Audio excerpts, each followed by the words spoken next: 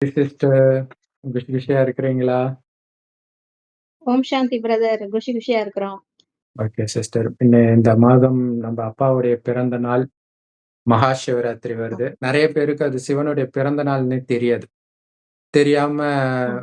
என்னென்னமோ அர்த்தம் சொல்லிட்டு இருக்கிறாங்க. சோ மற்ற ஆமா. விஷயங்கள் புராண ஒண்ணொண்ணா கதைகள வச்சு இருக்கலாம், இல்லாம இருக்கலாம். ஆனா இங்க முக்கியமானது இது சிவனுடைய பிறந்த நாள். ஆ ம். சோ அதை பற்றி பக்தியில என்னென்ன கதை இருக்குதுன்னு முதல்ல பார்க்கலாம் சிஸ்டர். அது சொல்லுங்க. ஆ பக்தியில சொல்லுவாங்க, ம். இந்த மாசி மாசம் ஒரு மாசமுமே சிவராத்திரி வரும். ஒரு தடவ சிவராத்திரி வரும். பிரதோஷமும் ம். அதுவும் அடுத்தடுத்து வரும். பிரதோஷத்துக்கு அடுத்த நாள் சிவராத்திரி அந்த மாரி வந்துட்டுருக்கும்.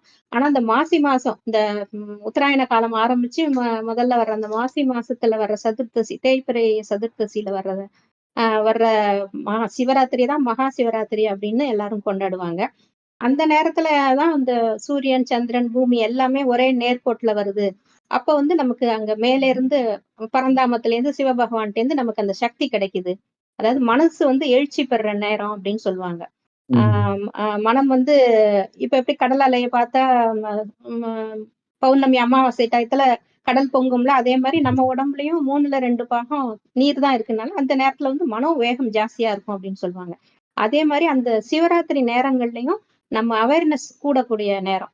நம்ம வந்து மேலேருந்து வர்ற சக்திய நம்ம இழுத்துக்கிட்டோம்னா, நம்ம நல்ல நிலையில இருக்கும்போது நம்ம நிலை உயரும் அப்படின்னு சொல்லுவாங்க. அதனால தான் அந்த நைட்டு ஃபுல்லா முழிச்சிருக்கணும் அப்படின்னு சொல்லுவாங்க. அதுக்கு நெறைய கதைகள் சொல்லுவாங்க. அப்புறம் ம். அந்த ஒரு ஒரு வேடன் மரத்து மேல உட்கார்ந்திருந்தான் ஒரு காலத்துல. புலி தொரத்திட்டு வரும்போது மரத்து மேல ஏறிட்டான். தூங்காம இருக்குது. அது சுத்தி சுத்தி அங்கேயே நிக்குது. அதுகிட்டேருந்து தப்பிக்கிறதுக்காக மேல உட்கார்ந்துகிட்டு தூங்கினா கீழ விழுந்துருவோமேன்னு சொல்லிட்டு ஒரு ஒரு இலையா பறிச்சு பறிச்சு போட்டுக்கிட்டே இருப்பான். ஏதாவது ஒரு வேலை செஞ்சுட்டு இருந்தா தூங்காம இருக்கலான்ட்டு. ம். அதுவும் கொஞ்ச நேரம் இருந்து பார்த்துட்டு விடியற நேரத்துல அதுவும் போயிடும். இவனும் அப்படியே அப் கா காலையில விடிஞ்சிரும். அப்புறம் முழிச்சதுக்கு அப்புறம் பார்த்தா, அவன் பறிச்சு போட்டதெல்லாம் வில்வ இலையா இருக்கும். வில்வ மரத்துல தான் அவன் ஏறி இருந்திருக்கான். அந்த வில்வ இலைய போட்ட இடத்த பார்த்தா ஒரு சிவலிங்கம் இருக்கும் அந்த மரத்தடியில. அப்ப அவன் நைட்டு ஃபுல்லா அர்ச்சனை பண்ணியிருக்கான். வில்வத்தால அர்ச்சனை பண்ணியிருக்காங்கிற மாரி அவனுக்கு அவனுக்கே தோணும். தெரியாம அப்ப பண்ணியிருந்தான். கடவுள் நம்மள ஆ ம். அவன் தெரியாம பண்ணாலும் அந்த நேரம் முழிச்சுட்டு இருந்தான் இல்லையா? ம். முழிச்சுட்டு இருந்து ம். சிவ சிந்தனையில கடவுளே காப்பாத்து, காப்பாத்துன்னு சொல்லிட்டு தானே அவன் ம். இது பண்ணிட்டு இருக்கான். அப்ப கடவுளோட சிந்தனையில இருந்ததுனால கடவுள் நம்மள காப்பாத்திட்டாரு. நைட்டு ஃபுல்லா முழிச்சு நம்ம பூஜை பண்ணியிருக்கோம். நமக்கு அறியாம பூஜை பண்ணியிருக்கோம்னா ம். அவன் ரொம்ப சந்தோஷப்படுவான். ஆ ம். அந்த கதை ஒண்ணு சொல்லுவாங்க. அடுத்த அதனால ஜென்மத்துல அடுத்த அவனுக்கு ஜென்மத்துல மேன்மையான ஒரு பிறவி கிடைக்கும். ராஜாவா பிறப்பான். வேடனா ஆமா இருந்தவன் அதோட ராஜாவா பலன் பிறப்பான். ராஜாவா பிறக்குறான். ஓகே. ஆமா. அது அறிந்தோ, அறியாமலோ விழிப்பு நிலையில இருந்து அவன் கடவுள நினைச்சு பூஜை பண்ணியிருந்திருக்கான். அதனால அவனுக்கு அந்த ம். சக்தி கூடியிருக்குது அப்படின்னு சொல்லி. அதே ம். மாரி இன்னொரு கதையும் சொல்லுவாங்க. தேவர்களும், அசுரர்களும் பாற்கடல கடைவாங்க. தனக்கு அமிர்தம் வேணும் அப்படின்னு சொல்லிட்டு.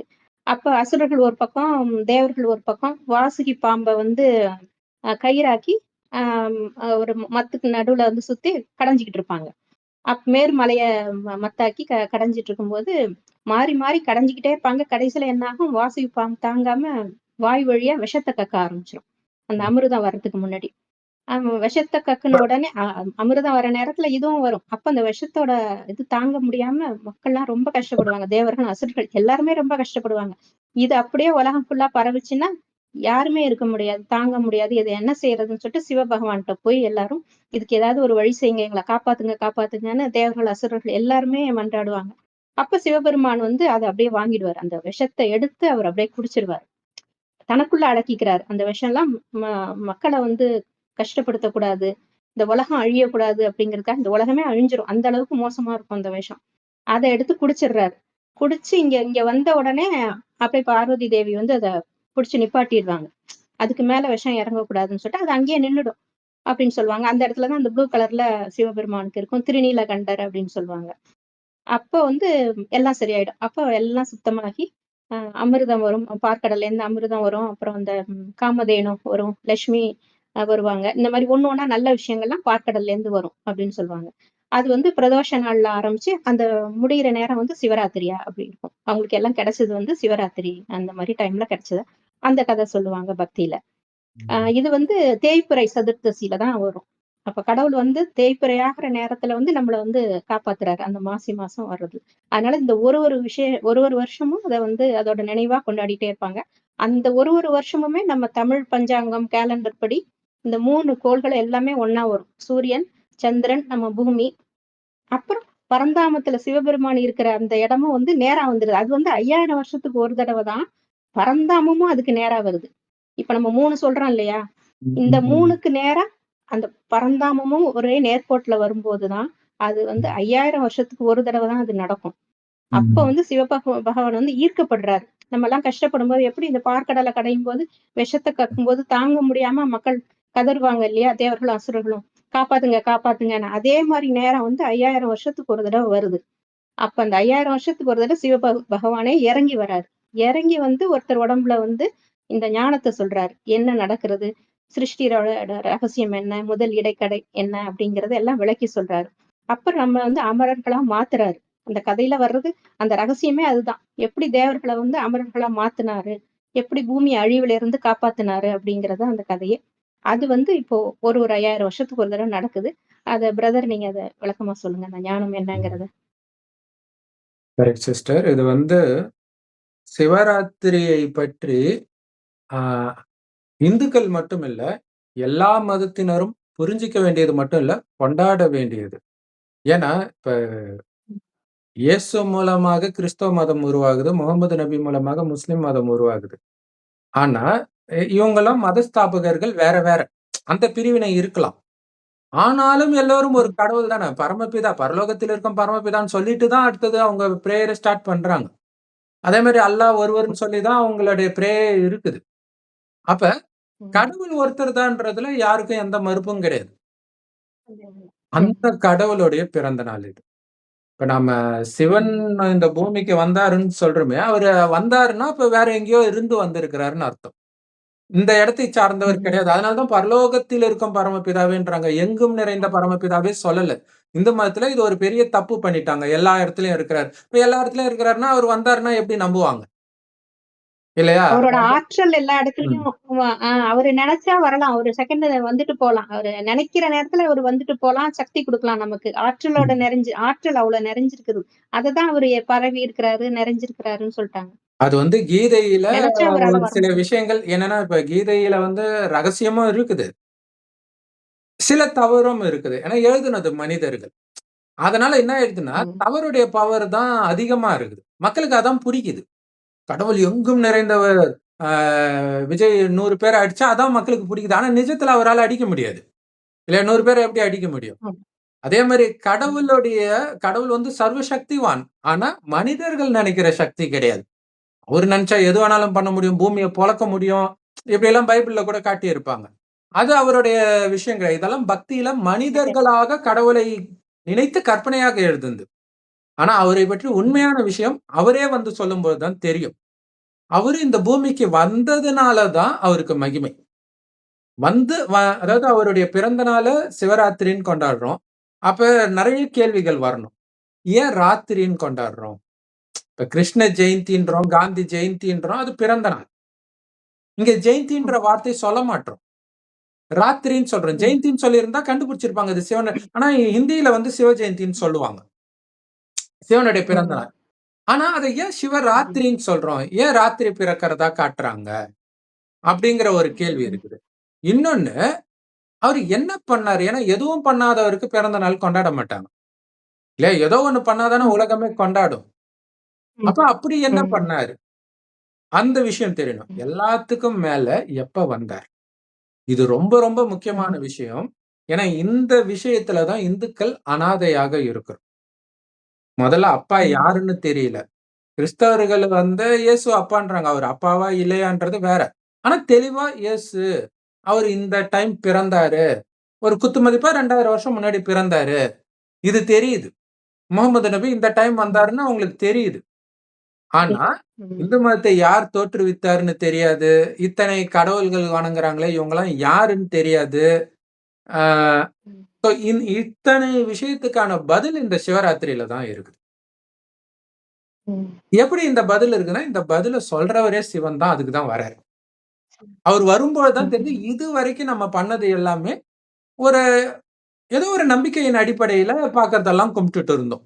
முருகனுக்கு ஒரு விளக்கேத்து, அம்மனுக்கு ஒரு விளக்கேத்து, இந்த இவனுக்கு ஒரு பரோட்டா பார்சல்ன்ற மாதிரி எங்க பார்த்தாலும் ஒரு விளக்கு ஏத்திட்டு வந்தோமே தவிர, அத பத்தி தெரிஞ்சுக்கவே விரும்பல. அது எவ்வளவு பெரிய கொடுமை இல்லையா? மற்ற தர்மத்தினருக்கு ம். தெரியுது. அவங்க அவங்க கடவுள் இல்லன்றது வேற விஷயம். ஆனா அவங்கள பத்தி தெரியுதுல்ல. இங்க இவர பத்தி ம். தெரியவே தெரியாது. இவரு என்ன பண்ணாரு? ம். எப்ப வந்தாரு அப்படின்ட்டு. ஆனால் பக்தியில உருவான அந்த கதைகள் வந்து டைரக்ட்டா நடந்த கதை கிடையாது. ஆனால் ஒரு உவமையாக சிவன் வந்து பண்ண ஒரு விஷயத்தை சொல்லுது. அது என்ன பண்ணாரு அப்படின்னா, இங்க இந்த கதையில நீங்க சொன்ன அந்த வேடன் கதையில வேடன்றவன் யாரு? எதுவுமே இல்ல. அன்றாட சாப்பாட்டுக்கு வேட்டையாடி தான் அவன் சாப்பிடணும். விலங்கு மாதிரி வாழ்க்கை. இல்லையா? விலங்கு பசிக்கும்போது தான் அது இரையே தேடி தேடி போகும். இப்ப மனிதன் அப்படி போனோம்னா, அது அது ரொம்ப ஒரு மோசமானது அது. இல்ல அன்னாடங்காட்சின்னுவாங்களே. அந்த மாதிரி நிலையில் இருக்கக்கூடிய மனிதனை அனைத்தும் நிறைந்த ஒரு உலகத்தின் சொர்க்கத்தின் ராஜாவா கடவுள் மாத்துறார். சோ அப்படி நிரம்பிய மனிதன் யாரு? ஏன்னா இப்ப பைபிள் எல்லாம் பார்த்தீங்கன்னா, ஒண்ணுமே இல்லாத ஒரு அடிமைகளாக இருக்கிறவங்கள அழைச்சிட்டு வந்து ராஜாவாக்குவார். எகிப்து ராஜாக்களை எகிப்து அடிமைகள எடுத்துட்டு வந்து பாலாறும் தேனாரும் ஓடக்கூடிய இடத்த கொடுக்கிற மாரி காட்டுவாங்க.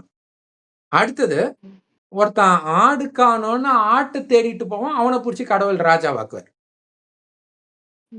அதே மாரி ஒரு சண்டை நடக்கும்போது, சண்டை போடுறவனுக்கு சாப்பாடு குடுக்க போவான் தாவீதுன்னு ஒருத்தன். அவன புடிச்சு ராஜாவாக்குவார். அதாவது கற்பனைக்கே எட்டாத ஒருத்தர ரொம்ப அடிமட்டத்துல இருக்கிறவங்கள ராஜாவாக்குறாரு. இதுதான் சிவனுடைய மகிமை. அதுதான் ஏழை பங்காளன். நீங்க பார்த்தீங்கன்னா, இந்து மதத்துல ஏழை மாரியம்மன் இந்த மாரிலாம் பேர் வரும். சோ உண்மையிலே அந்த மாரியம்மன் தான் ஏழையா இருக்கிறாங்க. அதனால தான் ஏழை மாரியம்மன். அந்த ஏழை மாரியம்மனை தான் மகாலட்சுமியா மாத்துறார். அப்ப ஏழை பங்காளன் சிவபெருமான். அப்ப அப்ப ஏழைகளுக்கு மட்டும் தான் அவர் உதவி செய்வாரா? அப்படி ஒரு கேள்வி வரும். இப்ப பணக்காரங்கலாம் அவருக்கு புடிக்காதா? ஏன்னா, இப்ப அங்க பார்த்தீங்கன்னா, எகிப்துல இருக்கிற அடிமைய மட்டும் எடுத்துட்டு வந்து, இஸ்ரவேலர்கள்னு பேர் வச்சு, அவங்கள மட்டுமே கடவுள் வழி நடத்துற மாதிரி இருக்கும். அப்ப மத்தவங்கலாம் என்ன கடவுள் வெறுக்கிறாரா? அப்படின்ற ஒரு விஷயம் வரும். அப்படிதான் தோணும், அந்த கதைய பார்க்கும்போது. ஆனா உண்மை என்ன அப்படின்னா, அவரு யாரையும் வெறுக்கல. அவரு வரும்பொழுது, அந்த மாதிரி அடிமைகளாக உலகத்துல உள்ள அத்தனை பேரும் இருக்கிறோம்.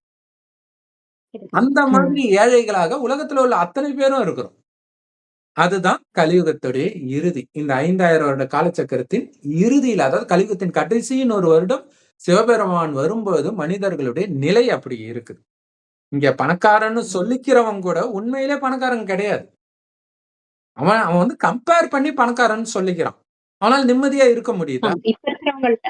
ஆனா ஏழைக்கு உண்மையிலே அந்த அளவு இல்ல சொர்க்கத்துல இருக்கிற அளவுக்கு பணக்காரங்கள் கிடையாது. ஆமா. இல்ல சிஸ்டர். இப்ப ஏழை வந்து அடுத்த வேளை சாப்பாட்டுக்கு என்ன பண்றது? வீட்டு வாடகைக்கு என்ன பண்றதுன்னு ஒரு பதற்றத்துல இருக்கிறான்.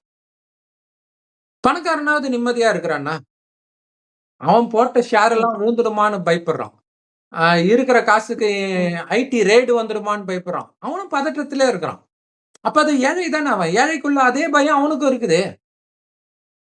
அந்த பயம், பதட்டம் எல்லாருக்குமே இருக்கு. ஆ சோ அந்த மாதிரி உலகம். ஏன்னா எந்த நேரமும் இப்ப ஒரு அ இப்ப பாருங்க உக்ரைன்ல நெறைய பணக்காரங்க இருந்திருப்பாங்க. போர் வந்தோனே எல்லாரையும் வெளில போ சொல்ட்டாங்க. வீடாவது, சொத்தாவது எல்லாத்தையும் விட்டுட்டு போ. ஒரு செகண்ட்ல ஏழை ஆனாங்கல்ல. பாலஸ்தீன்ல அந்த மாரி ஆச்சுல்ல. அந்த நிலை தான் இன்னைக்கு எல்லாருக்கும் இருக்குது. உலகம் ஃபுல்லா இன்னைக்கு அப்படித்தான் இருக்குது. எந்த நேரம் வேணாலும், எது வேணாலும் கொரோனா வந்துச்சு. டக்குன்னு இறக்குறாங்க. இந்த மாரி நெறைய விஷயங்கள் இருக்கு. அந்த மாதிரி நேரத்தில் இறைவன் வருகிறார். அதுதான் அங்க ஆ மோசஸ் மூலமாக கடவுள் ராஜா கிட்ட பேசும்போது, அந்த ஊர்ல கொள்ளை நோயெல்லாம் வர்றத அது கதைப்படி கடவுள் பயமுறுத்துறதுக்கு எடுத்துட்டு வந்த மாரி காட்டியிருக்கிறாங்க. ஆனா உண்மை என்னன்னா, அவர் வரும்போது உலகத்துல அப்படியெல்லாம் நடக்குது. கொரோனா வந்துச்சு இல்லையா? சோ இந்த மாரி நெறைய விஷயங்கள் நடக்குது. அந்த நேரத்துல அவரு வராரு. எல்லோரும் ஏழைகளாக, துக்கம் நிரம்பியவர்களாக இருக்கிறாங்க. அப்படி துக்கம் நிரம்பியவர்களை, சுகம் நிரம்பியவர்களாக அவரு மாத்துறார். ஆ இது இது வந்து ஒரு மேப். இ இப்ப உலக வரைபடத்துல, வரைபடத்த காட்டி இந்தியா இங்க இருக்கு, லண்டன் இங்க இருக்குதுன்னா தெரியும். கனெக்ட் பண்ணிக்கலாம். அதே மாரி காலத்துக்கு ஒரு மேப் இருக்குது. அப்பதான் நாம எந்த காலத்துல இருக்கிறோம்னு தெரியும். அதுதான் இந்த மேப். 5000 வருட காலம். இதுல 5000 வருடத்தின் இறுதியில எப்படி இருக்கும்ன்றத நம்ம இப்ப பார்த்துட்டு இருக்கிறோம். ஆனா, இப்ப பார்க்கிற உலகம் மாதிரி எப்பவும் இருந்தது கிடையாது. ஏன்னா, நம்ம சின்ன வயசுல இருக்கும்போதே உலகம் வந்து ரொம்ப நல்லா இருந்தது. இப்ப கம்பேர் பண்ணும்போது. இல்லையா? நம்ம வீட்டு பெண் குழந்தைய பக்கத்து வீட்டுல நம்பி விட்டுட்டு போயிடலாம். ஆனா இன்னைக்கு சொந்த அப்பா கிட்ட நம்பி விட்டுட்டு போக முடியாத மாதிரி உலகம் மாறிடுச்சு. அதே மாதிரி இயற்கையும் அப்ப அந்த மல்லிகை பூவெல்லாம் பூத்ததுன்னா வீடு ஃபுல்லா வாசனை அடிக்கும். இப்ப பக்கத்துல வந்து மூக்குல எடுத்துட்டு போனா கூட வாசனை இருக்க மாட்டேங்குது. இப்ப எல்லாமே தாழ்ந்து வர்றத நம்ம பார்க்கிறோம். அதே மாதிரி கீழான கணிதம் நிலையில. ம். எல்லாமே பார்க்கிறோம். ம். அப்ப ஒரு தலைமுறையில இந்த 40 வருடத்திலே இந்த டிஃபரன்ஸ்னா 400 வருஷம் முன்னாடி எவ்வளவு சூப்பரா இருந்திருக்கும் உலகம். 4000 வருஷம் முன்னாடி எப்படி இருந்திருக்கும். அப்ப 5000 வருடம் முன்னாடி எப்படி இருந்ததுன்னா, சொர்க்கமாக இருந்தது. சொர்க்கம் மாதிரி இல்ல. சொர்க்கமாகவே இருந்தது இந்த பாரத பூமின்ற ரகசியத்த கடவுள் சொல்றார். அப்படி சொர்க்கமாக இருக்கும் பொழுதும் நீங்க இருந்தீங்க. ஆனா அப்ப நீங்க தேவதைகளாக இருந்தீங்க. அதனால தான் நீங்க எல்லா மதத்திலுமே பார்த்தீங்கன்னா, சொர்க்கத்துல இருந்து கீழ வந்தாங்க. அப்படின்னு தான் கதையே ஸ்டார்ட் ஆகும். ஆ அந்த மகாபாரதம் கூட ஆரம்பத்துல பார்த்தீங்கன்னா, அந்த கங்காதேவி அழகுல சாந்தனு மகாராஜா சொர்க்கத்துல மயங்குனதுனால சபிச்சு பூமிக்கு அனுப்பிச்சாரு பூமியில அப்படின்னு காட்டியிருக்கு. பூமியில பிறவி எடுக்கணும்னு ஆமா. சபிச்சு அனுப்புற மாரி தான் நெறைய கதை வரும். எல்லா கதையுமே எல்லா மதத்திலுமே அப்படித்தான் இருக்கும். ஆதாம் ஏவாள தொரத்திட்டாங்க சொர்க்கத்த விட்டு. இப்ப மறுபடியும் அங்க போறதுக்கான லட்சியம். ஆனா எப்படி போறது? கடவுள் வந்தாலே ஒழிய போறதுக்கான வழி யாருக்கும் தெரியாது. மதங்கள் எல்லாம் மனிதர்கள் உருவாக்குறாங்க. எப்ப உருவாக்குறாங்க? அப்படின்னா, முதல் 2500 இந்த பூமி சொர்க்கமா தான் இருக்குது. அப்படின்னா என்ன அர்த்தம்னா, எந்த பாவமும் நடக்கல.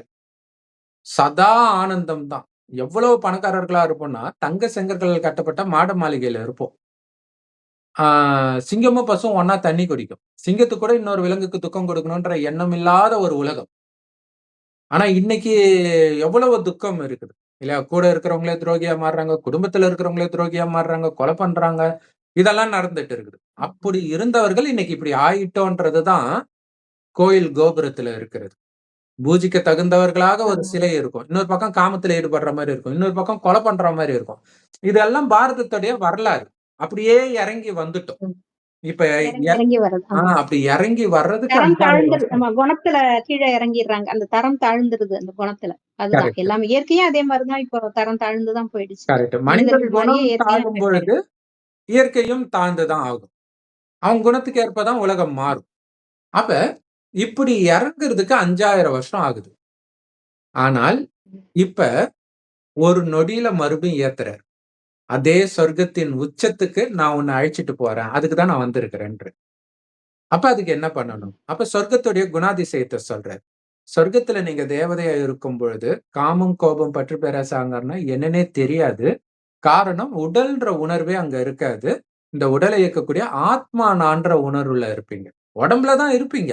ஆனா நான் உடல்ன்ற உணர்வு இருக்காது. இந்த உடலை இயக்குற ஆத்மா நான். அதாவது உயிர்.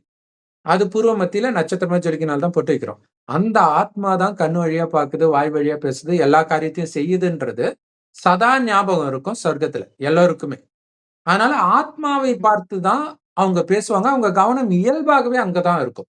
அதனால அவ்வளவு அழகாக ஆண்களும், பெண்களும் இருந்தாலும் சின்ன சலனம் இருக்காது. அங்க குழந்தை கூட எப்படி பிறக்கும்னா, கணவனும் மனைவியும் நமக்கு ஒரு வாரிசு வேணும்னு நினைக்கும்போது மனைவி கர்ப்பமாவாளே தவிர காமத்தினால் கிடையாது. அதனால தான் அவங்கள கோயில் கட்டி கும்பிடுறோம். அதே மாதிரியே இயேசு பிறந்ததாக பைபிள்ல போட்டாங்க. காமம் இல்லாம பிறந்துட்டாங்கன்ட்டு.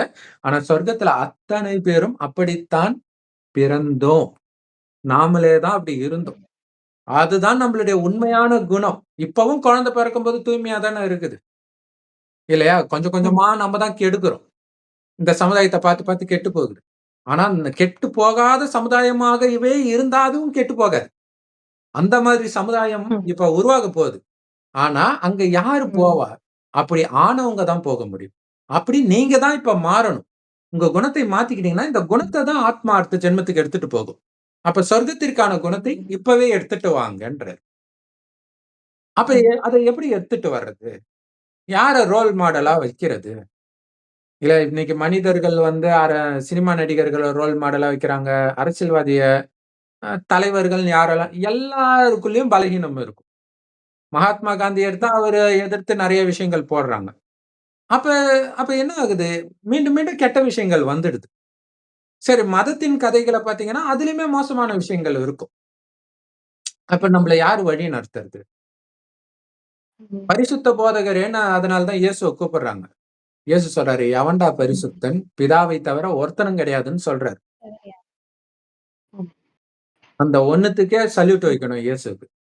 நான் தான்டா கடவுள்னு குளிர்காயில நம்ம ஆளுங்க இங்க சொல்லிட்டு இருக்காங்கல்ல, நான் கடவுள், நீ எப்படிடா கடவுள்னா நீயும் கடவுள், எதுக்கு நீயும் கூட்டாளியே சேர்ந்துக்கோ அப்படிங்கிற மாதிரி அவர் சொன்னார். அவரை தவிர எவனும் பரிசுத்தன் கிடையாதுன்னு. பெரிய மகான்கள் யாருமே நான் தான் கடவுள் என்ன கும்பிடுன்னு சொன்னதில்ல. இவங்களாதான் அப்படி கும்பிட ஆரம்பிச்சாங்க. இல்ல சித்தர்களாச்சு, அந்த பாபா இன்டைரக்டா சாய் சொல்லுவாங்க. பிரகாஷ். அதாவது டைரக்டா சொல்ல மாட்டாங்க சிஸ்டர். ஆனா இன்டைரக்டா சொல்லுவாங்க. இன்டைரக்டா நீங்க கவனிச்சு ம். பாத்தீங்கன்னா, நான் தான் கடவுள்ன்ற மாதிரி இருக்கும். எல்லாருமே நீங்க ராகவேந்திரர் எடுத்துக்கோங்க, ஓஷோவ எடுத்துக்கோங்க, நம்ம ஈஷா சத்குரு எடுத்துக்கோங்க. இன்டைரக்டா அவங்க அததான் சொல்ல வரும். ஆ ம். சோ இங்க அதனால ஒரிஜினல் கடவுள் வந்தா யாரும் நம்ப மாட்றாங்க. அதான் கொடுமை. இவங்க பின்னாடி எல்லாம் போயிடுவாங்க. வள்ளலார் கும்பிடணும். ஐயோ! அவரு எவ்வளவு பெரிய மகானோ! கடவுள் கடவுள் வந்திருக்கிறாராம் போடான்னுவாங்க. அதான் கொடுமை. ம். இதுதான் பைபிள்ல இருக்கும். கடவுள் வரும்போது தன்னை கடவுள்னு சொல்ற நெறைய பேர் இருப்பாங்க. அப்ப ஒரிஜினல் ம். கடவுள கண்டுபிடிக்க முடியாது. அதுதான் கொடுமை. ம். இருந்தாலும் யாரு கண்டுபிடிப்பா ம். அப்டின்னா, சொர்க்கத்தில் யாரு தேவதையாக இருந்தார்களோ, அவர்களுக்குத்தான் கடவுளுடைய ஞானம் புரியும். ஏன்னா, இந்த 5000 வருடம்ன்றது ஒரு கல்பம். இதுல என்ன நடக்குதோ அதேதான் திரும்ப திரும்ப நடக்கும். இந்த தேவதையா இருந்தவர்கள் முந்தைய கல்பத்திலும் இதே மாரி கடவுள் வரும்போது ஞானத்தை கேட்டு தேவதை ஆனவர்கள். அப்ப அவங்க மைண்ட்ல ஆழமா பதிவாயிருக்கும். அப்ப கொஞ்சம் கேட்ட உடனே அப்படியே கற்பூரம் கப்புன்னு புடிக்குது பாருங்க. அந்த மாரி வாவ்! இதுதானே உண்மை அப்படின்னு வரும். சொர்க்கத்திற்கே வராதவர்களுக்கு நாம என்ன சொன்னாலும் புரியாது. அதுதான் அங்க முக்கியமான விஷயம். அதனால தான் கடவுள் சொல்றார், என் ம். ஞானத்தை நேரடியா சொல்லுங்க. பைபிள், ராமாயணம், மகாபாரதம் மாரி கதை கதையா சொல்ல வேண்டாம். டைரக்ட்டா சொல்லுங்க. என் குழந்தைன்னா டக்குன்னு வரும். கதை கேட்கிறவன் கடைசி வரைக்கும் கதை ம். தான் கேட்டுட்டு இருப்பான். இது அவங்களுக்கு பிடிக்காது. புரியாது. சோ அதனால தான் டைரக்ட்டா சொல்ல ம். சொல்றேன். சோ அப்படி இறைவன் இந்த ஞானத்தை கொடுக்கிறார். என்ன சொல்றாரு அப்படின்னா, அந்த ரோல் மாடல் கேட்கறாங்க இல்லையா? ம். சொர்க்கத்துல இருக்கிறவங்கள இங்க அழைச்சுட்டு வர முடியாது. ஏன்னா நம்ப தான் அது. ம். நம்ம இன்னைக்கு குப்பையாயிட்டோம். இப்ப என்ன பண்றது? ம். கொஞ்சம் கூட அழுக்கு ஒட்டாமல் சதா காலமும் பரிசுத்தமா இருப்பவர் பரமசிவன் மட்டுமே. அந்த பரமபிதா மட்டுமே. அவர தான் அல்லாஹ்ன்னும் சொல்றோம். சோ சிவன், அல்லாஹ், ம். பரமபிதான்றது அந்த ஒரு இறைவனை தான் சொல்றது. அவரு அனைவருக்கும் பொதுவானவர். அதனால தான் சிவராத்திரி அனைத்து மதத்தினருக்கான ஒரே பண்டிகை. இது மட்டும் தான் எல்லாரும் கொண்டாடணும். ஆனா அவங்களுக்கு தெரியல. ம். சிவராத்திரிக்கு லீவு கூட கிடையாது. கிறிஸ்துமஸ்க்கு மாசம் ஃபுல்லா லீவு வெளிநாடுகள். இங்கேயுமே திட்ட அதானே பண்றோம். ஹால்ஃப் இயர்லி லீவுன்ட்டு விட்டுர்றோம்ல. ஆனா சிவராத்திரிக்கு ஒரு நாள் கூட ம். லீவ் விடல. அப்ப தெரியல. சிவராத்திரின்னா என்னன்னு தெரியல அவங்களுக்கு. அப்ப நம்ம மேல இருந்து எனர்ஜி வருதுன்னு தான் இன்னைக்கு நெறைய பேர் சொல்லிருக்காங்க. அதுக்கு எதுக்கு லீவ் விடணும்? நீ நைட் போய் எதையாவது எனர்ஜி எடுத்துக்கோன்றுவான். ஆனா சிவனுடைய பிறந்த நாள்னா அப்ப யோசிப்பாங்கல்ல. கடவுளுடைய பிறந்த நாள் லீவ் ம். விடலையா? அப்படின்னு. அதனால தான் கடவுள் சொல்ல ம். சொல்றாரு அரசாங்கத்துக்கு. இது கடவுளுடைய பிறந்த நாளு. லீவ் விடுங்க. ஏன்னா அது ம். தெரியணும்ல. அது எவ்வளவு பெரிய விஷயம்ன்ட்டு. இது மாத கணக்கா கொண்டாடணும் உண்மையிலே சிவனுடைய பிறந்த நாள. அப்ப கடவுள் சொல்றாரு, ரோல் மாடல் யார் வேணும்? நானே இருக்கிறேன். ம். காமம்னா என்னன்னு தெரியாம, கோபம்னா என்னன்னு தெரியாது, பற்று, பேராசை, அகங்காரம்னா என்னன்னு தெரியாத பச்சை குழந்தையாக நான் இருக்கிறேன்றேன். அப்ப அத நம்ம எப்படி ம். தெரிஞ்சுக்கிறது? ஒருத்தர் கூட பழகும்போது ம். தெரியும். அதுக்காகவே கடைசின்னு ஒரு வருடம் ஒரு வயோதிகர் உடல்ல வரார். அந்த ம். வயோதிகருக்கு பிரம்மான்னு பேர் வைக்கிறார். அவர் வாய் வழியா இந்த ஞானத்தை கேட்கிறவங்க, நிச்சய புத்தியோட கடவுள் தான் பிரம்மா உடல் வழியா பேசுறாரு அப்படின்னு நிச்சய புத்தி உடையவர்கள் பிரம்மா, குமார், குமாரிகளாக மாறுறோம். யார் வேணாலும் இந்த ஞானத்தை முதல்ல நீங்க கேட்டு நிச்சய புத்தி வந்தா நீங்களும் பிரம்மகுமார், குமாரிகள். ஏன்னா பிரம்மா உலகத்தை படைத்தாருன்றது பிரம்மா குமார் படைக்கல. குழந்தைகள் அவ்வளவுதான். ஆமா. ம். ஆமா. பிரம்மா உலகத்த பிரம்மாவோட படைக்கல. குழந்தைகள். பிரம்மா உலகத்த படைக்கல. பிரம்மா மூலமாக சிவன் படைக்கிறார். அதனால மகிமை எல்லாம் சிவனுக்கே. பிரம்மான்றது சிவனுடைய வாகனம். ஏன்னா அவருக்கு உடம்பு கிடையாது. நம்மள மாரி தாயின் கர்ப்பத்துல பிறக்கல. அதனால தான் சதாசிவம்னு சொல்றோம். அப்ப சதான்னா சதா ஆத்மா. காலத்துக்கும் எப்பவுமே. எப்பவுமே அவருடைய பேர் சிவன் ஆத்மாவோட தான். பேரு தான் சிவம். ஆமா அவரு. எப்பவுமே அவருடைய அதனாலதான் பேரு சதா சிவன் தான். சிவமாவே ஆத்மாவாவே இருக்கிறார். கரெக்ட். ஆனா ம். என்னுடைய பேரு எப்பவுமே சரவணன் கிடையாது. இந்த உடம்புல இருக்கிற வரைக்கும் தான் சரவணன். ம். இதுக்கு முன்னாடி ராமனா இருந்திருப்பேன். அதுக்கு முன்னாடி முன்சாமியா இருப்பேன். அதுக்கு முன்னாடி லட்சுமியா இருந்திருப்பேன். ஏதோ பேர் மாறிக்கிட்டே இருக்கும். உடம்பு மாற மாற. ஏன் அவரு பேர் எப்பவும் சிவன்னா, அவரு தாயின் கர்ப்பத்தில் குழந்தையா பிறக்கல. குழந்தையா பொறந்திருந்தா பேரு மாறும். சதாசிவத்துக்கு அது ஒரு அர்த்தம். இன்னொரு அர்த்தம் இருக்குது. அவருடைய குணம் எப்பவுமே அதே மாதிரியே இருக்கு. பரிசுத்தமாகவே. ஆனால் ஸ்ரீகிருஷ்ணர் இருக்கிறார் பாருங்க, சொர்க்கத்தின் முதல் மகாராஜா இந்த ஞானத்தை கேட்டு பக்காவா ஆனவங்க. சோ முதல் அவ்வளவு கடவுளுக்கு ஈக்குவலா பரிசுத்தமா இருப்பார். ஆனா அந்த ஒரு ஜென்மம் தான். அப்படியே மறுஜென்மம் எடுக்க எடுக்க கொஞ்சம் கொஞ்சமா பவர் குறைஞ்சு குறைஞ்சு கலியுகத்தின் இறுதியில வரும்போது நம்மள மாதிரியே அவரும் குப்பையா இருப்பார். அந்த குப்பையா இருக்கக்கூடிய அவர் உடம்புல தான் இறைவன் வந்து பிரம்மான்னு பேர் வைக்கிறார். கிருஷ்ணரா இருந்த ஆத்மா. அதனாலதான் நீங்க பெருமாள் கோயில்ல பாத்தீங்கன்னா விஷ்ணு படுத்துட்டு இருப்பாரு. அவர் தொப்புல இருந்து தாமரை கொடி வரும். மேல பிரம்மா இருப்பாரு. ஒரே ஆத்மா. விஷ்ணுவோடைய ஆத்மா கடைசி நேரத்துல வயோதிக நிலையில இருக்குன்னு காட்டுறதுக்காக தான் அவர் படுத்துட்டு இருக்கிறார். ஆல்மோஸ்ட் இறந்த நிலை, சக்தி இல்லாத நிலை. அந்த நேரத்துல இறைவன் ஞானத்தை கொடுத்து பிரம்மாவாக்குறார். அப்ப பிரம்மா ஆன உடனே அப்படியே மேல பறக்கிறார். ஏறும் கலை, அது வரைக்கும் இறங்கும் கலை. அப்ப கடவுள் வரும் பொழுது ஆத்மா வந்து ஃபுல்லா சக்தி இழக்கிற ஆல்மோஸ்ட் இழந்துருச்சு. ஆனா ஃபுல்லா இழக்கல. ஏன்னா ஃபுல்லா இழந்துட்டா கடவுளை அடையாளம் கண்டுக்க கூட முடியாம போயிடும். அந்த நேரத்துல வராரு. அதத்தான் வந்து மனிதனுடைய புத்தியை நிலவோட ஒப்பிடுறாரு. சொர்க்கத்துல ஆத்மா ஃபுல் பவர் இருக்கனால அது பௌர்ணமி. கொஞ்சம் கொஞ்சம் கொஞ்சமா எப்படி நிலவு தேயுதோ அது மாதிரி ஆத்மாவுடைய சக்தி குறைஞ்சு குறைஞ்சு கொஞ்சம் கொஞ்சம் அமாவாசை ஆவறதுக்கு கொஞ்ச நேரம் முன்னாடி இறைவன் வந்துட்டார். அதனாலதான் சிவராத்திரி எப்பவுமே அமாவாசைக்கு முன்னாடி தான் வரும். ஃபுல் அமாவாசை ஆகல. அதுக்கு முன்னாடி கொஞ்சம் அந்த சிவன் தலையில அந்த தேய்பிறை இருக்கிறத வந்து நிறைய பேர் 3ஆம் பிறைன்னு நினைச்சுக்கிறாங்க. அது 3ஆம் பிறைன்றது வளர்பிறை. வளர்பிறை கிடையாது. அதுக்கு முன்னாடி நாள் அமாவாசை ஆகுறதுக்கு முன்னாடி மகா சிவராத்திரியும் வருது. சதுர்த்தசிம்பாங்க 4வது பிறைய. 4வது பிறையதான் அவரு தலையில சூடிக்கிறாரு. அதாவது தேஞ்சு போற நிலைமையில தூக்கி தலை மேல வச்சு தாங்குறாரு அவரு. அந்த மாதிரி நம்மள தேஞ்சு போன நிலைமையில இருந்த நம்மள தலை மேல தூக்கி வச்சு தாங்கி பிடிக்கிறாரு. அதுக்கு மேல போயிடக்கூடாது அப்படின்ட்டு. சோ இப்ப நம்ம பண்ண வேண்டியதெல்லாம் என்ன அப்படின்னா, கடவுள் எப்படி இருக்கிறாருன்னு ஃபர்ஸ்ட் உருவத்தை தெரிஞ்சுக்கிட்டோம். நாம எப்படி இங்க ஆத்மா சின்ன புள்ளியா இருக்கிறோமோ அதே மாதிரி சிவபெருமானும் சின்ன புள்ளியா தான் இருக்காரு. அவரும் ஆத்மா தான். ஆனா பரமாத்மான்னு சொல்றதுக்கு காரணம் இந்த பிறப்பிறப்பு சக்கரத்துல இருந்து விலகி இருக்கிறார். பரனா விலகி இருக்கிறதுன்னு ஒரு அர்த்தம். இன்னொன்னு உயர்ந்த ஆத்மா, பெரிய ஆத்மா கிடையாது.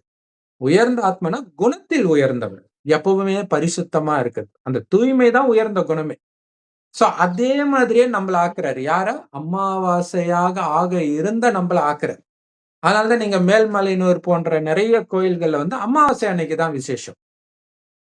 அப்ப சிவனையே நினைச்சிட்டு எப்படி ஒரு மனைவி கணவனையே நினைச்சிட்டு இருக்காளோ, குறிப்பாக அந்த நிச்சயதார்த்தமான உடனே கணவனே நினைப்பாங்களே, அந்த மாதிரி இறைவனே நினைக்கிறனால அந்த பார்வதி தேவி நாம தான். அமாவாசையா இருக்கிற நம்மள இறைவன் முழு நிலவாக மாத்துறார். சோ இப்படிப்பட்ட மிக உன்னதமான காரியத்தை கடவுள் இந்துக்களுக்கு மட்டும் மாத்துறேன், கிறிஸ்டியனுக்கு மட்டும் மாத்துறேன், முஸ்லிமுக்கு மட்டும் மாத்துறேன் இல்ல. உலகத்துல உள்ள அத்தனை ஆத்மாவும் மாத்துறதுக்கு தான் அவர் வர. ஆனாலும் வழியத்தான் அவர் சொல்றார். பாவம் நம்ம தானே செஞ்சோம். அந்த பாவத்தை நம்ம தான் அழிக்கணும். அழிக்கிறதுக்கான வழியை தான் அவர் சொல்றார். நீங்க தான் அழிக்கணும். இந்த காமம், கோபம், பற்று, பேராசை, அகங்காரம் இந்த 5 விகாரம் ஆணிடமும் இதே 5 விகாரம் பெண்ணிடம் உள்ள இணைந்த ரூபம் தான் 10 தலை ராவணன். அவனைதான் சாத்தான் மாயான்றது. அவனுடைய ராஜ்யம் தான் இருக்குது. அவனை அழிக்கிற வழியைத்தான் அவர் சொல்லிக் கொடுப்பாரு. அழிக்க வேண்டியது நீங்க தான். எப்படி அழிக்கிறது? உடம்புன்னு நினைச்சா அவனுடைய ஆட்சி நடக்கும். நான் உடம்பு கிடையாது ஆத்மான்ற உணர்வுல இருந்தீங்கன்னா அவன் அழிஞ்சு போயிடுவான். இவ்வளவுதான் விஷயம். இதை அழிக்கணும். இதனாலதான் நீங்க பாத்தீங்கன்னா அந்த சிவனுடைய மகிமை தான் ஒவ்வொரு மதத்திலும் இயேசுக்கு கிருஷ்ணருக்கெல்லாம் கொடுத்திருப்பாங்க. அப்ப அங்க மகாபாரத யுத்த மைதானத்துல கிருஷ்ணர் சண்டை போட மாட்டார். சண்டை போடுறதுக்கு வழியை தான் அவர் சொல்லுவார். இங்க இறைவன் கொடுக்கிற வழியை, ராவணனை அழிக்கிற வழியை இறைவன் சொல்றார். அங்கேயுமே பாத்தீங்கன்னா நரகாசுரனை கூட கிருஷ்ணர் அழிக்க மாட்டார். சத்யபாமா தான் அழிப்பாங்க இல்லையா? சோ இதுதான் அங்க விஷயமே. அங்கேயும் பாத்தீங்கன்னா மோசஸ் மூலமாக கடவுள் வழியை தான் சொல்லிட்டு இருப்பார். இவங்க தான் ஃபாலோ பண்ணணும். வழியை சொல்றதுதான் கடவுளுடைய வேலை. அதை நீங்க எந்த அளவுக்கு ஃபாலோ பண்றீங்க? ஏன்னா சொர்க்கத்துல ராஜாராணி ஆட்சி இருக்கும். 100% பக்காவானா ராஜாவாகலாம். குறைய குறைய பதவி குறையும். சொர்க்கம் சுகம் தான். பட் இருந்தாலும் ராஜா தான், வேலைக்காரன் தானே. சோ அப்படி அனைத்தும் இழந்து இருக்கிற நம்மள இந்த பூமிய பொன் விளையும் பூமியாக மாத்தி அதற்கு அதிபதியாக கடவுள் மாத்துறாரு 5000 வருஷத்துக்கு ஒரு முறை. அதனாலதான் அவருக்கு மகிமை. சோ இயேசுவின் 2ஆம் வருகைன்ட்டு அவங்க வெயிட் பண்றாங்க. இயேசு மட்டும் இல்ல, எல்லாருமே மறுபடியும் வருவாங்க. இல்லையா? சோ அப்படி ம். சிவன் வருவாருன்றத பத்தியே யோசிக்காம இருக்கிறோம் நம்ப. கல்கி பகவான் வருவாருன்ட்டு, விஷ்ணு வருவாருன்னு நெனச்சுட்டு இருக்கிறோம். விஷ்ணு வருவார். விஷ்ணுவ ம். ஆக்குறதுக்கு அதுக்கு முன்னாடி சிவன் வரணும். இல்லையா? சிவன் வந்து ம். இந்த ஞானத்தை கொடுத்து நம்மள தேவதை ஆக்குறார். இந்த கடைசி 100 வருடம். இதை சங்கம யுகம்னு சொல்றோம். இப்பதான் அசுரனா இருக்கிற நாம தேவதையா மாறுறோம். இறைவனுடைய ஞானத்தை கேட்டு. இதோடைய நினைவு தான் புரட்டாசி மாதம், ஆ ரமலான் மாதம்ன்ட்டு ஒவ்வொரு மதத்திலும் ஒரு மாதத்தையே புனிதமா மாத்துறாங்க. வருடத்திற்கு 1 மாதம். ம். இந்த கல்பத்தில் ம். ஒரு சின்ன யுகம். 100 வருடம் மட்டும்.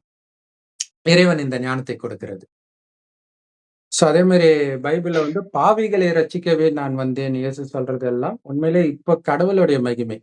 நாம தான் பாவிகளா இருக்கிறோம். பிரச்சனை என்னன்னா, இந்த காமம், கோபம், பற்று, பேராசை, அகங்காரம்லாம் பாவம்னே தெரியல நமக்கு. அததான் கடவுள் சொல்றாரு. இந்த பாவத்தினால தான் அனைத்தையும் இழந்தீங்க. சோ இதுல இருந்து தப்பிக்கிறதுக்கு என்ன பண்ணணும்? அப்படின்னா இறைவன் சொல்றாரு. ஆத்மான்னு உணர்ந்து சிவ பரமாத்மாவை நினைச்சுக்கிட்டே இருக்கணும். ஆத்மா நட்சத்திரம் மாரி இருக்கு. ஆத்மாவின் தந்தை சிவபரமாத்மா செம்பொன் நிறமான ஒளி உலகத்துல நட்சத்திரம் மாரி இருக்காரு. சோ செவ்வானத்துல நட்சத்திரம் மாரி இறைவனை நினைச்சுக்கிட்டே இருக்கிறோம். உடம்புன்னு ஒண்ணு இருக்கிறதே மறக்கிற அளவுக்கு இறைவனுடைய நினைவிலே இருக்கணும். கூடவே இறைவன் கொடுக்கிற ஞானத்தையும் கேட்கணும். அது எல்லா பிரம்மகுமாரிகள் ராஜயோக தியான நிலையத்துல முற்றிலும் இலவசமா கிடைக்குது. யூடியூப் வெப்சைட்ஸ்ல இருக்கு. அதோட லிங்க் இந்த வீடியோக்கு டிஸ்கிரிப்ஷன்ல கொடுக்குறோம். அவசியம் பார்த்து பயன்பெறுங்கள்.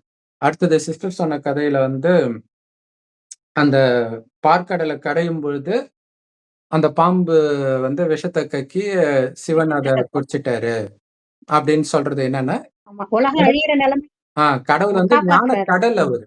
அந்த ஞானத்தை குடுக்குறார். அந்த ஞானத்தை சிந்தனை பண்றது தான் அங்க ஞான கடல கடையிறது அப்படின்னு சொல்லியிருக்கிறாங்க. மற்றபடி அந்த கதைய பார்த்தாலே தெரியும். அத நம்புற மாதிரி இல்ல அப்படின்ட்டு. அப்ப இந்த ஞானத்தை சிந்தனை பண்ண பண்ண நமக்குள்ள இருக்கக்கூடிய விஷயம் எல்லாம் வெளியேறுது. மெயினா காமம்ன்ற விஷயம். அடுத்தது கோபம்ன்ற விஷயம். ஆனா அத தூண்டுற மாதிரி விஷயங்கள் வரும். அதை ஃபுல்லா வெளியேத்தி தெய்வீக குணங்கள் மட்டுமே நிரப்பும். மற்றபடி சிவன் அத வாங்கி குடிக்கிறாருன்னு அர்த்தம் இல்ல. நமக்குள்ள இருந்து அத வெளியேத்துறாரு அப்படின்னு அர்த்தம். சோ அப்படி வெளியேற்றிய பிறகு ஆத்மா எப்படி இருக்கும் அப்படிங்கிறத நீங்க சொல்லுங்க சிஸ்டர். ம். அன்பு, அமைதி அதுதான் ஆத்மாவோட உண்மையான குணம் என்னன்னா, அன்பு, அமைதி, தூய்மை, சுகம், ஞானம், சக்தி, ஆனந்தம். அந்த சச்சிதானந்த ஸ்வரூபம்ங்கிறாங்களே, எப்பயுமே அந்த ஆனந்தம்ங்கிறது உள்ளுக்குள்ள இருந்தே வருது. நம்ம ஆத்மாவோட இயல்பே அதுதான். உடம்புன்னு நினைக்கும்போது தான் மற்ற எண்ணங்கள்லாம் வருது. ஆத்ம உணர்வுல இருக்கும்போது அந்த அன்பும், அமைதியும், அந்த ஆனந்தமும் உள்ளுக்குள்ள இருந்து வரும். அதனால வெளியில போய் தேட வேண்டிய அவசியம் இல்ல.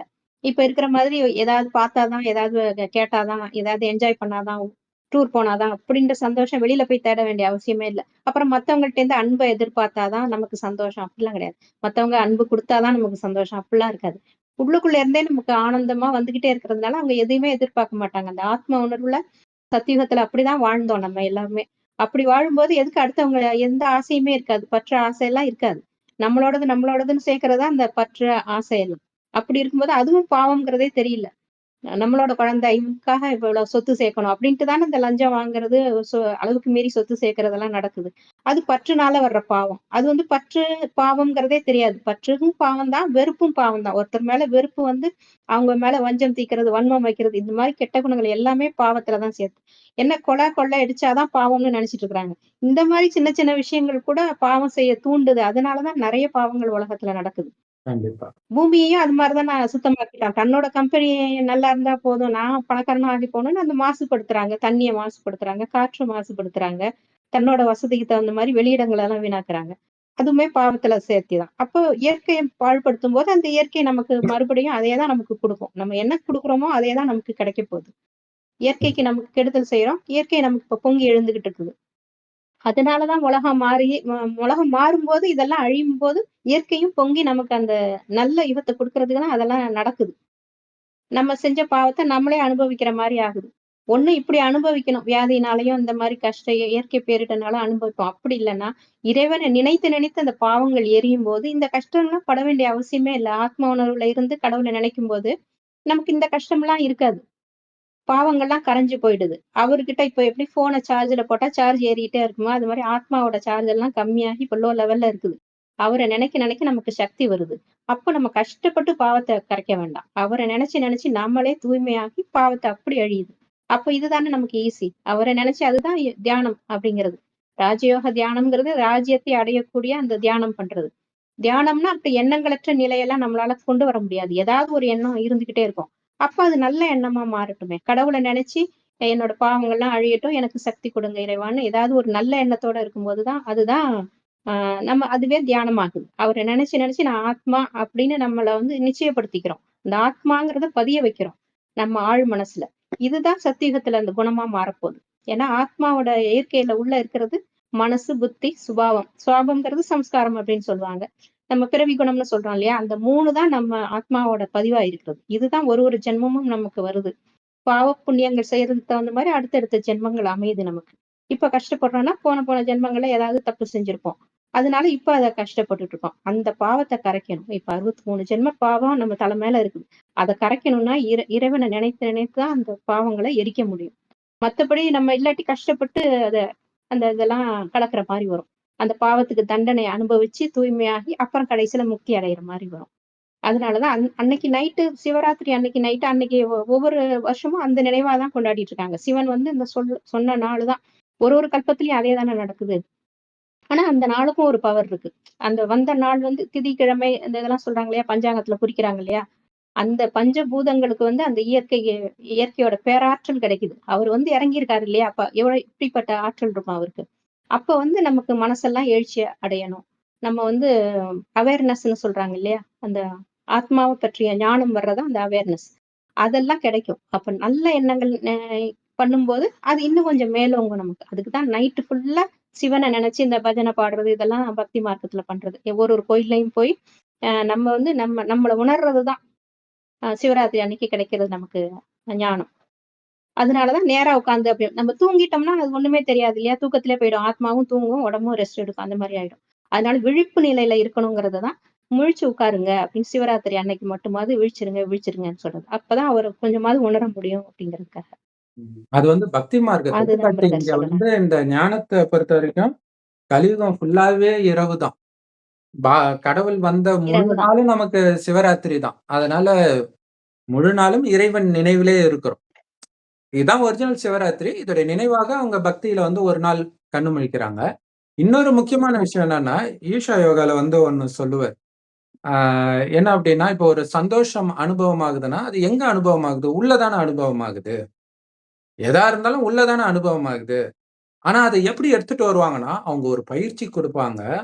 அ எக்சர்சைஸ் அப்படி கை, கால அசைக்கிறது அல்லது அதுல ஏதோ உள்ள வரும் போல இருக்குன்னு நெனச்சுட்டு போயிட்டு இருக்கிறோம். ஆனா, அந்த ஃபர்ஸ்ட் ம். பாதி அவர் சொன்னது உண்மதான். உள்ள தான் வருது அனுபவம். ஆனால், அந்த ஆனந்தத்துடைய மொத்த ரூபம் தான் ஆத்மாவே. ஆனால், அந்த ஆனந்தத்தை ஆமா. அனுபவம் பண்ண விடாம, வெளி உலக கவர்ச்சி எல்லாம், "என்ன பாரு, நான் உனக்கு ஆனந்தத்த குடுக்குறேன், நான் உனக்கு ஆனந்தத்த குடுக்குறேன்." வெளியிலேயே நம்ம புத்தி அலைய வைக்குது. அதுல தான் புலனின்பத்துக்கு ம். அடிமையாகுறோம். அப்பதான் காமம், கோபம், பற்று, பேராசை, அகங்காரம் நம்மள ஒரு வழி பண்ணிடுது. குரங்கு மாதிரி அலைய விட்டுடுது. அப்படி குரங்கு மாதிரி அலைஞ்சிட்டு இருந்த நம்மள தான் ஒரு நினைவுல, ஒரு சிவனுடைய நினைவுல இத வந்து அங்க ஒரு ராமருடைய நினைவுல ஆஞ்சநேயர் இருந்தாரு. குரங்கா இருந்தவரு. அவரும் அதே ஆமா. மாரி அ பயங்கர வால்தனம்லாம் பண்ணுவாரு சின்ன வயசுல. கடைசில ராமருடைய நினைவிலே இருந்தாரு அப்படின்னு காட்டுறாங்க.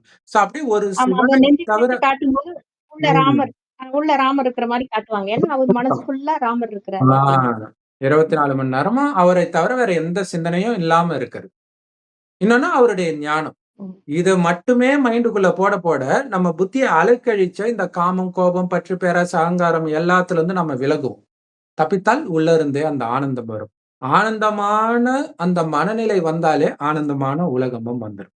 சோ நம்ம எண்ணத்தின் மூலமாக தான் சொர்க்கமே வருது. அப்ப நம்ம எண்ணத்தை சரிப்படுத்துறாரு இறைவன். ம். அதற்கான வழி தான் இறைவன் கொடுக்கிற அந்த ஞானமாகிய முரளியில இருக்கும். தினம் தினம் கேட்க கேட்க அந்த குணம் மாறிக்கிட்டே இருக்கும். ஆனா மெயின் ஆத்மான்னு வந்து பரமாத்மாவ செவ்வானத்துல நட்சத்திரம் மாரி நினைவு எனக்கு பண்ணிக்கிட்டே இருக்கணும். எந்த காரியம் பண்ணாலும். உட்கார்ந்து பண்ணணும், இந்த போஸ்ல பண்ணணும் இல்ல. நீங்க அதாவது உட்கார்ந்து பண்றது ஓகே தான். ஏன்னா உட்கார்ந்தா கான்சன்ட்ரேஷன் வருது. அது ஓகே. பட் ஆனா காரியம் செய்யும்போதும் இறைவன நெனச்சுக்கிட்டே இருக்கணும். ஏன்னா கடந்த 2500 வருடம் செஞ்ச பாவத்த வெறும் 1/2 மணி நேரம் உட்கார்ந்து யோகா பண்ணா சரியாயிடாது. இங்க யோகான்றதே இறைவனை நினைக்கிறது தான். சோ அப்ப இறைவன எவ்வளவு முடியுமோ அவ்வளவு நெனச்சுக்கிட்டே இருக்கணும். ஒரு டைமுக்கு அப்புறம் இறைவன் நினைவை தவிர வேற எந்த நினைவும் இல்லாத ஒரு நிலையை அடைவோம். அப்பதான் உலக அழிவு ஸ்டார்ட் ஆகும். எல்லாமே இப்பயே நடக்க போகுது. இந்த உடம்புல இருந்தே அத்தனையும் பார்க்க போறோம். சோ, அதனால உண்மையான சிவராத்திரி இப்ப நடந்துட்டு இருக்குது. இந்த ஜென்மம் முழுவதும். ம். சிவனுடையவரா ஆயிட்டீங்கன்னா உங்களுக்கு சிவராத்திரி. ஓம் சாந்தி. ம். தேங்க்ஸ் ஃபார் வாட்சிங். ஹேப்பி சிவராத்திரி எல்லாரும். ஓம் சாந்தி. Thank you sister. ஓம் சாந்தி. ஓம் சாந்தி. சிவராத்திரி நல்வாழ்த்துக்கள். Thank you brother. Thank you.